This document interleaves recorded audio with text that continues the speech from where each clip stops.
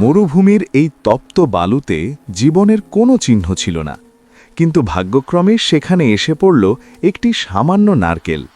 সবাই যখন নিজের জীবন নিয়ে ব্যস্ত, তখন বাবা তোতা সেই নারকেলটিকে পরম মমতায় আগলে মরুভূমিতে পুঁতে দিল।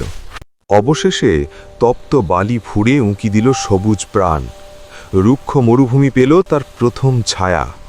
কিন্তু বিধাতা হয়তো অন্য কিছু চেয়েছিলেন। একদল বন্য বানরের তাণ্ডবে মুহূর্তেই ভেঙে চুরমার হয়ে গেল তোতার তিলে তিলে গড়া সেই স্বপ্ন। কিন্তু হিরোরা কি হার মানতে জানে?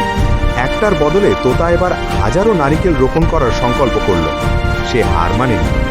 আজ সেই মরুভূমি এক মায়াবী অরণ্য, যেখানে শত শত বাবুই পাখি তাদের কারুকার্যময় বাসা বুনেছে।